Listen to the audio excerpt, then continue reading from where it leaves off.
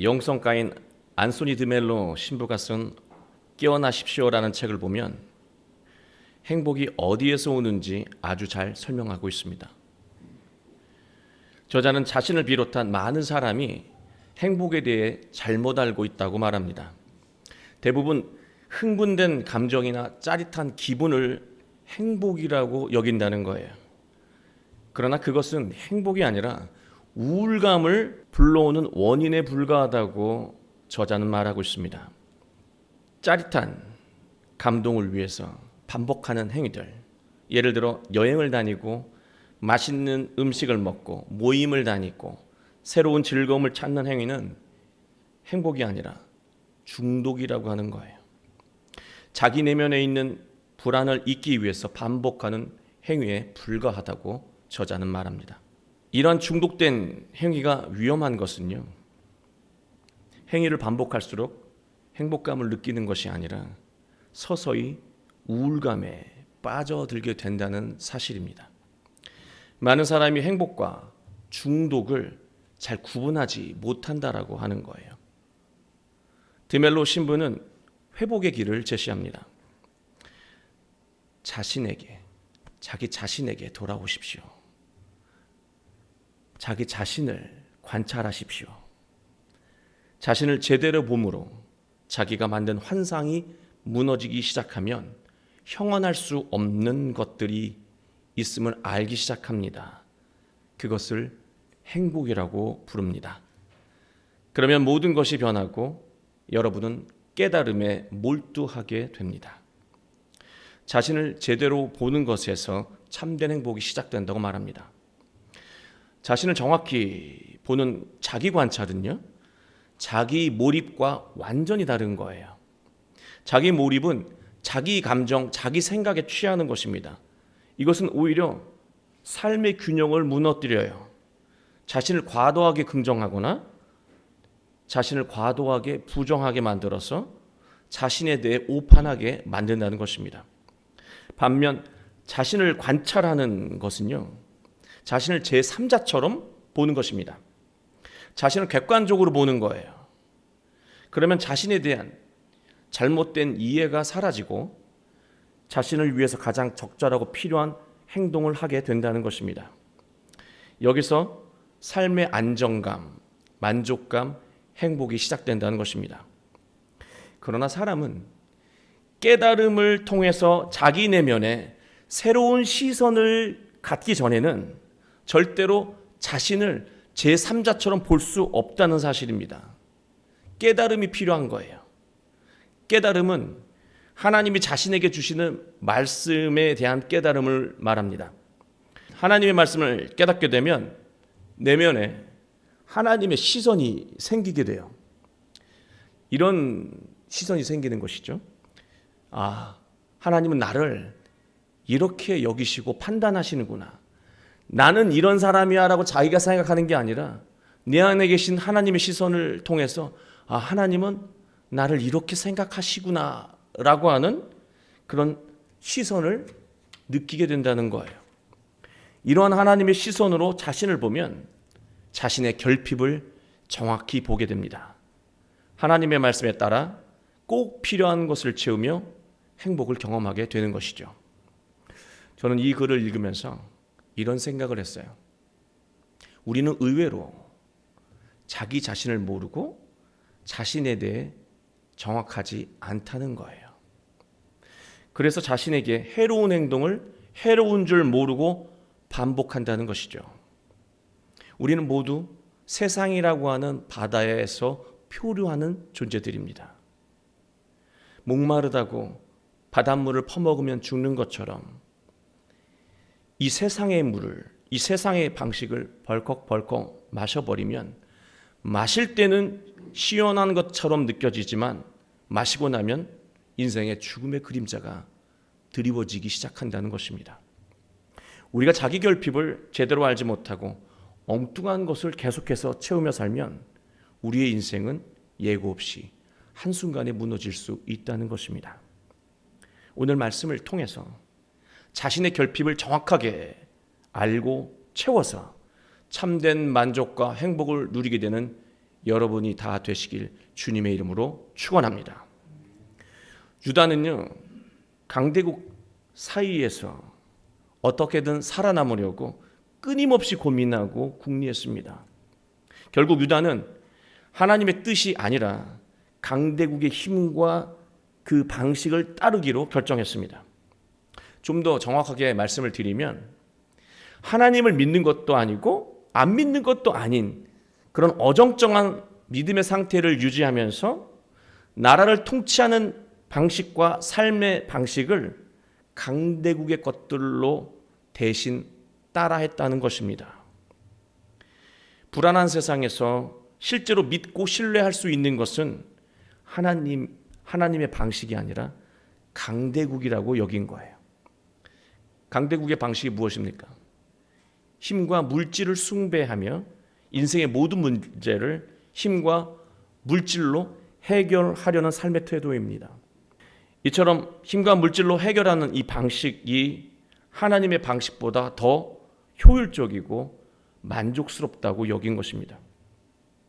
이러한 생각은 유다가 위기에 빠졌을 때 자신들이 겪고 있는 이 위기의 이유가 강대국과 같은 힘이 없어서 일어난 일이 있고 강대국처럼 물질이 없어서 일어난 일이라고 여기게 만들었습니다. 그때부터 유다 백성들은 강한 나라를 꿈꾸고 세속적인 행복을 위해 힘과 물질을 숭배했습니다. 백성들은 모두 힘과 물질을 쫓는 삶에 중독되었습니다. 결과는 참혹했습니다. 아이러니하게도요, 유다는 자신들이 의지하고 숭배했던 강대국에 의해서, 그 강대국의 방식에 의해서 철저하게 짓밟히고 멸망당했습니다. 오늘을 살아가는 우리의 모습이 유다와 똑같지 않습니까? 위기를 겪거나 조금만 어려워져도 이 모든 것이 돈이 없고 힘이 없어서 일어난 일이라고 여기면서 돈과 세상의 방식에 더욱 집착합니다. 그러나 해결되는 것은 아무것도 없습니다. 그러면 하나님에게로 이제 돌아가야 하는데 하나님에게 돌아가지도 않아요. 이도 저도 아닌 믿음이 없는 상태로 영적인 목마름만 더해가며 살아가고 있다는 거예요. 그러나 하나님은 이 배은망덕한 유다 백성들에게 이사야 선지자를 통해서 희망을 전하셨습니다.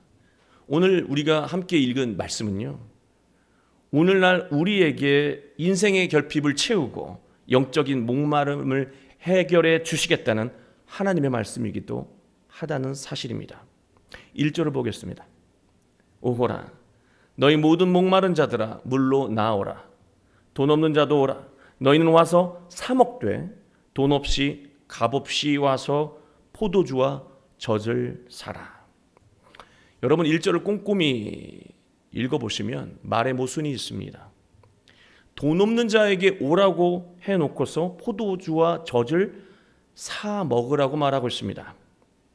그냥 사라는 말을 하지 않으시고 돈 없이 값없이 마셔라 하면 될 것을 굳이 쏴바르 사라고 하는 말씀을 하셨을까요?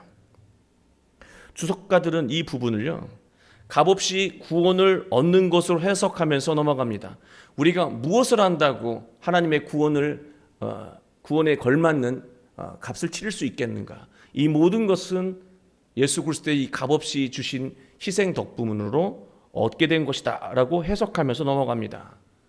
저는 그렇게 넘어갈 수가 없더라고요. 하나님이 사라고 말씀하신 데에는 이유가 있는 거예요.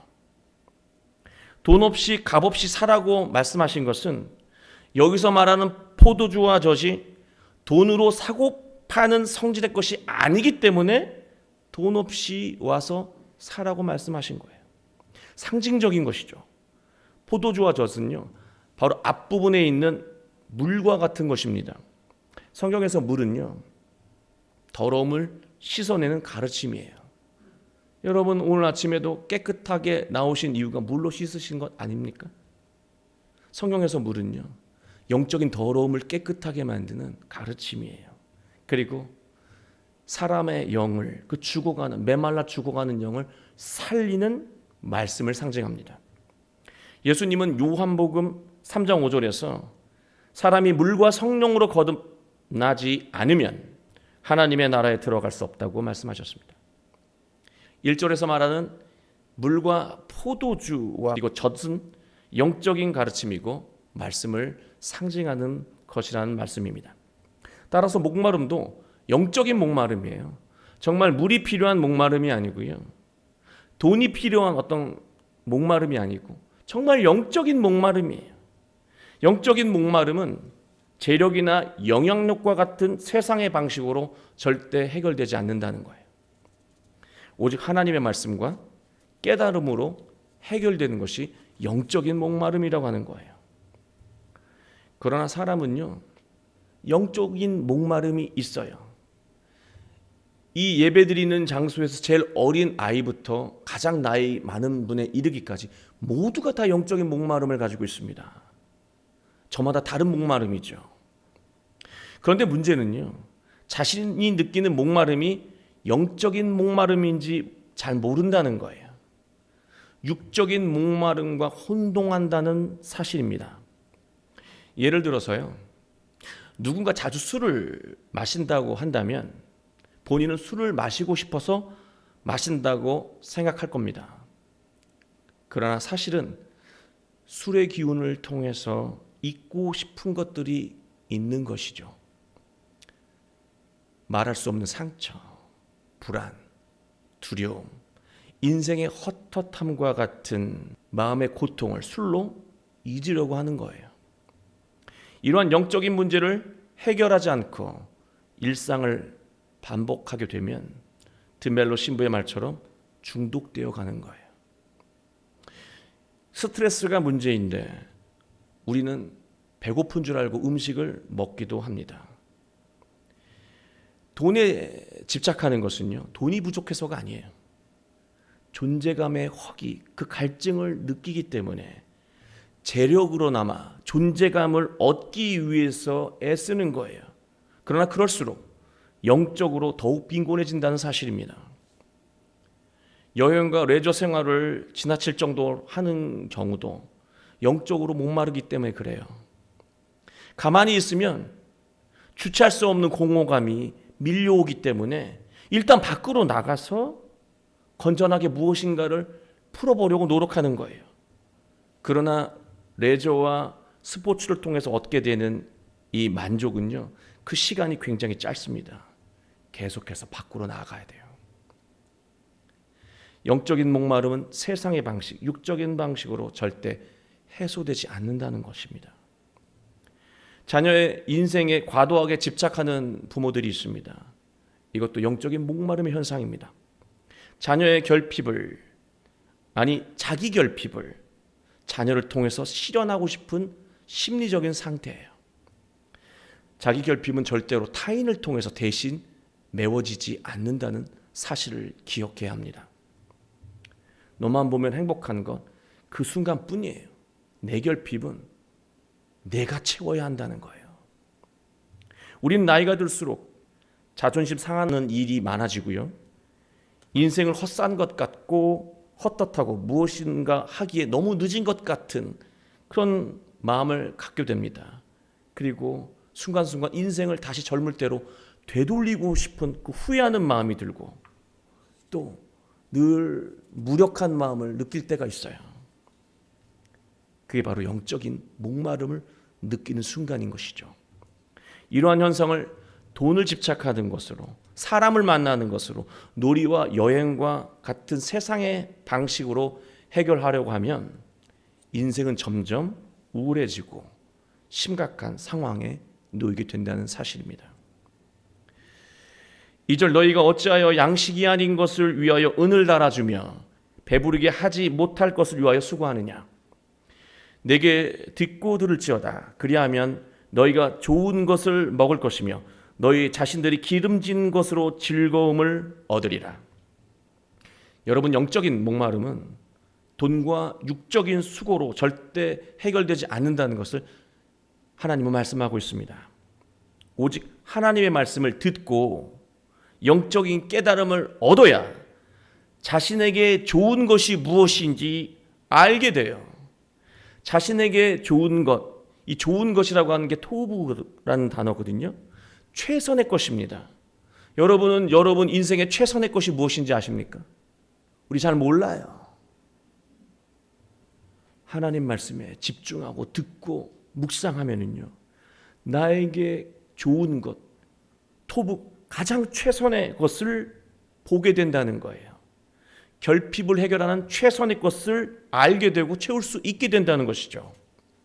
이 기름진 것이라고 하는 것은 뭐 고기 이런 것을 의미하는 게 아니라요, 참된 만족을 의미합니다. 그리고 즐거움은요, 행복이란 뜻을 가지고 있는 단어입니다. 너희는 귀를 기울이고 내게로 나와 들으라. 그리하면 너희의 영혼이 살리라. 내가 너희를 위하여 영원한 언약을 맺으리니 곧 다윗에게 허락한 확실한 은혜이니라. 그러나 문제는요, 하나님의 말씀 쉽게 들리지 않는다는 거예요. 하나님의 말씀, 나를 향한 하나님의 말씀만 정확하게 들으면 나의 결핍도 보게 되고 이 결핍을 채울 수 있는 최선의 것도 알게 되는데요, 하나님의 말씀이 잘 안 들린다는 거예요. 하나님의 말씀을 듣지 못하면 깨달음도 없고 목마름도 해결되지 않는다는 사실이죠. 그러나 3절을 잘 읽어보면 하나님의 음성을 들을 수 있는 정확한 길을 제시하고 있다는 사실입니다. 하나님의 귀를 기울이고 하나님에게 나오면 음성이 잘 들리겠죠. 그러면 이 말씀이 의미하는 것이 구체적으로 무엇일까? 하나님에게 귀를 기울인다는 것은요, 이 구체적인 행위는요, 하나님에게 나온 것과 똑같은 거예요. 여러분이 하나님에게 귀를 기울이는 거 이러면 들립니까? 그게 아니에요. 하나님에게 귀를 기울인다는 것은 하나님에게 나오는 거예요. 저희도 하나님에게 나왔습니다. 이게 나온 게 아니에요. 예배 자리로 나오는 정도로는 안 들려요, 여러분. 하나님에게로 나온다는 것은 세상과의 그 그릇된 관계를 끊고 하나님을 믿고 나온 것을 의미합니다. 세상을 의지하는 마음을 끊고 나오는 거예요. 하나님에게 집중하는 거예요. 그것은 규칙적으로 하나님을 묵상하고 최대한 몰입하는 과정으로 나타납니다. 여러분, 하나님 말씀을 읽고 듣고 묵상하지 않으면서 어떻게 하나님의 음성을 들으려는 욕심을 갖습니까? 지속적으로 해야 돼요. 지속적으로 하기 위해서는 늘 힘이 들죠. 힘이 들지 않고 좋은 것을 얻으려는 생각 자체는 중독된 사람들이 갖는 그런 마음의 상태라고 하는 거예요. 편하게 즐거움을 얻으려고 하는 거. 계속해서 말씀을 묵상하고 듣고 끊임없이 몰입하는 거예요. 하나님이 깨달음을 주실 때까지 말씀에 집중하면 자신의 결핍을 객관적으로 보게 되고, 내가 지금 이런 상태구나. 네가 지금 이런 상태란다. 그걸 보게 되고요. 그 결핍을 하나님의 방식으로 채우며 영적인 목마름을 해결하게 된다는 말씀입니다. 하나님은 조상 다윗과 맺은 언약을 다시 맺고 은혜를 베푸시겠다고 약속하셨습니다. 다윗이야말로 영적인 목마름으로 인해 심한 고통을 겪었던 사람 아닙니까? 최선을 다해 인생을 살았지만 왕에게 버림받았습니다. 가족이나 친구에게 도움도 받을 수 없었습니다. 철저하게 인생의 고립을 경험했고, 나중에 왕이 되었을 때는 자식에게 반역당하는 고통까지 겪게 되었습니다. 다윗은 왕으로서 높은 지위를 누렸지만 그의 인생은 늘 영적인 목마름의 연속이었습니다. 여러분, 어떤 지위, 명예, 역할, 돈, 축적, 다윗보다 평생 더 많이 가질 수 있으실 것 같아요? 그렇게 가져도 평생 영적인 목마름의 연속이었다라고 하는 거예요. 해결되지 않는다는 것이죠. 그런데도 다윗이 위대한 인생을 살 수 있었던 까닭은 단 하나뿐입니다. 자신의 죄를 객관적으로 인정할 수 있을 만큼 늘 하나님의 말씀을 경청하고 순종했다는 사실이에요. 사람은요, 자신을 객관화하지 못한다 그랬잖아요. 그는 어떻게 그렇게 쉽게 단호하게 빨리 회개하고 하나님 있는 자리로 돌이킬 수 있었을까? 늘 말씀을 묵상했기 때문에 그래요. 늘 기도했기 때문에 그렇다는 것이죠. 다윗은요, 자신의 큰 실수를 저질렀을 때 나단 선지자가 비유를 들지만 대놓고 비난을 하고 질타를 합니다. 그때 기분 나빠하지 않고요, 무릎 꿇고 회개했습니다. 인정하고 변화되었습니다. 바로 이러한 순종에서 다윗이 위대한 인생을 살 수 있었던 것입니다. 그러나 우리의 목마름이 해결되지 않은 채 오래되고 깊어지면요, 우리는 행복한 삶을 포기하고 현실에 주저앉게 됩니다. 이제는 요거는 내 인생에서 맛보기 어렵겠구나 하는 심정으로 포기한다는 것이죠. 그런 것들 있지 않으세요? 어떤 것들은 이루었지만 이거는 내 인생에서 결코 이룰 수 없겠구나 하면서 포기한 것, 의미 있는 일인데 있지 않으시냔 말이에요.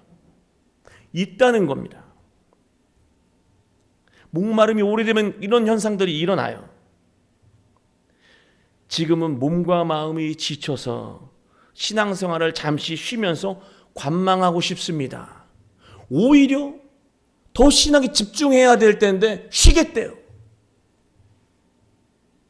힘이 생길 때까지 좀 편하게 있고 싶다는 것이죠. 오히려 정반대예요. 지쳤기 때문에, 절망했기 때문에, 속상하기 때문에, 아무도 만나고 싶지 않기 때문에 하나님에게 더 나아가서 말씀에 귀를 기울여야 하는 거예요. 이런 마음을 느끼며 살아가요. 그러나 우리에게 하나님은 오늘 말씀하고 계십니다. 5절 보실까요? 보라, 네가 알지 못하는 나라를 내가 부를 것이며 너를 알지 못하는 나라가 내게로 달려올 것은 여호와 내 하나님 곧 이스라엘의 거룩하신 이로 말미암음이니라. 이는 그가 너를 영화롭게 하였느니라. 하나님은 네가 알지 못하는 나라를 내가 부를 것이며 너를 알지 못하는 나라가 내게로 달려온다고 말씀하셨습니다. 여기서 나라는요, 하나님의 나라죠. 하나님의 나라는 하나님에 의해 다스려지는 곳입니다. 나의 마음, 나의 삶, 여러분의 마음, 여러분의 인생은 하나님의 말씀으로 다스려지십니까? 아니면 여러분 뜻대로, 여러분 주장대로 움직입니까? 하나님의 말씀이 여러분의 삶과 여러분의 마음에 그 어떤 통제 기능을 할 수 없다면 여러분의 인생에, 제 인생에 하나님 나라는 이루어지지 않는다는 사실이에요. 하나님의 말씀을 듣고 순종할 수 있을 때, 이거 좀 부끄러운데 그래도 순종할 수 있을 때, 하기 싫은데 그래도 순종할 수 있을 때, 내 생각에는 다 내려놓고 순종할 수 있을 때 하나님 나라가 이루어지는 거예요. 우리가 결핍을 채우지 못하는 이유가 무엇입니까? 이것만은 못한다라고 하는 생각이 누적돼서 인생이 결핍투성이로 살아가는 거예요. 이것도 할 수 있고 저것도 할 수 있는 게 아니라 이건 이래서 못하고 저건 저래서 못하는 것들이 누적돼서 나타나는 현상이 인생의 결핍이에요. 좌절이에요. 무능이에요. 하나님은요, 능력도 주셔요. 결핍을 보게 하셨을 때 능력도 주신다는 거죠. 할 능력도 없는데 결핍을 보게 하지 않으신다는 거죠. 우리가 하나님 말씀에 순종하면 하나님 나라가 이루어지고 하나님의 권능이 내 인생에 나타난다는 것입니다. 그때부터 우리는 다른 사람이 말려도요, 하나님의 나라, 하나님 말씀에 순종하려고 애쓴다는 거죠. 결국 행복한 삶을 계속해서 이어가게 되는 거예요. 더 감동적인 말씀이 있습니다. 너를 알지 못하는 나라가 내게로 달려온다. 전 이 말씀 듣고요, 가슴이 너무 뭉클했습니다. 너를 알지 못하는 나라가 내게로 지금 달려오고 있어. 내 인생에는, 여러분의 인생에는 절대로 일어날 수 없을 것만 같은 그런 놀라운 일들이 다가오고 있다라고 하는 거예요. 우리 교회에 이런 일이 일어날 수 있을까라고 하는 일들이 지금 다가오고 있다는 거예요. 언제? 내 안에 하나님 나라가 이루어지고 내 일상에 하나님 나라가 이루어진다면, 그 일이 일어난다는 거예요. 그 나라가 다가온다는 거예요. 다가오는 것도 달려온대요. 우리가 묵묵히 하나님의 말씀으로 결핍을 채우고 세상의 것들로가 아니라 말씀으로 결핍을 채우고 목마름을 해결하며 일상에서 하나님의 나라를 이뤄간다면 하나님도 저를 위해서, 여러분을 위해서, 여러분의 자녀, 가정, 그리고 우리 교회를 위해서 일하신다는 것입니다. 우리가 해야 할 일을 해야 하나님도 일하신다는 거예요. 근데 하나님이 일하시면 놀라운 일들이 일어난다는 거예요. 그러면 우리는 감히 상상하지 못했던 감동적인 인생을 경험하게 되는 것이죠. 지금 자신이 힘들고 지쳤다고 신앙을 멈춰야겠다는 생각을 하고 계시다면 지금 버리시기 바랍니다. 더 집중하시기 바랍니다. 6절 말씀처럼 하나님을 만날 만할 때 찾고 가까이 계실 때 부르라고 말씀하고 있습니다. 하나님은 늘 만날 뿐이에요. 따로 있지 않아요. 하나님은 늘 곁에 계세요. 늘 불러야 돼요. 7절을 보시면 세상의 관점으로 죄를 짓고 불가능한 상황에 놓인 사람일지라도 인생을 포기하는 게 딱 적당한 사람일지라도 하나님에게 돌아오면 모든 것을 용서하시고 다시 기회를 주신다는 거예요. 다시 희망의 약속을 시작한다는 거예요. 8절 이는 내 생각이 너희의 생각과 다르며 내 길은 너희의 길과 다름이니라. 이 말씀 기가 막힌 말씀이에요. 우리 8절 9절 함께 합독하도록 하겠습니다. 시작. 이는 내 생각이 너희의 생각과 다르며 내 길은 너희의 길과 다름이니라. 이는 하늘이 땅보다 높음 같이 내 길은 너희의 길보다 높으며 내 생각은 너희의 생각보다 높음이니라. 여러분이 상상하는 인생보다 더 큰 걸 주시는 분이 하나님이에요. 여러분이 만족한다고 여기는 그 정도보다 훨씬 더 큰 만족을 주시는 분이 하나님이라고 하는 거예요. 그 하나님을 믿고 순종하고 나아가자는 거예요. 하나님의 계획과 능력으로 채워지는 만족과 행복은요, 감히 상상할 수도 없다는 사실이에요. 사랑하는 교회 여러분, 우리는 모두 영적인 목마름을 느끼며 살아가고 있습니다. 예수님은 우리에게 말씀하셨죠. 요한복음 4장 14절에서 내가 주는 물을 마시는 자는 영원히 목마르지 아니하리니 내가 주는 물은 그 속에서 영생하도록 솟아나는 샘물이 되리라. 우리가 하나님의 말씀과 예수님에게 집중하면 우리는 자기 결핍을 채우고 가장 선한 것으로 채우고 최선의 것으로 채우고 영적인 목마름을 해결하며 하나님의 나라를 이룰 수 있습니다. 그 순간에, 바로 그 순간에 하나님도 여러분을 위해, 우리를 위해, 우리 교회를 위해 일하신다는 거예요. 그러면 여러분의 인생에, 여러분의 가정에, 자녀에, 우리 교회에 상상할 수도 없었던 놀라운 일들이 일어나기 시작한다는 말씀입니다. 우리 모두 하나님의 나라를 이루어가며 하나님이 이루시는 놀라운 일들을 경험하게 되는 한 주가 되길 주 예수 그리스도의 이름으로 축원합니다.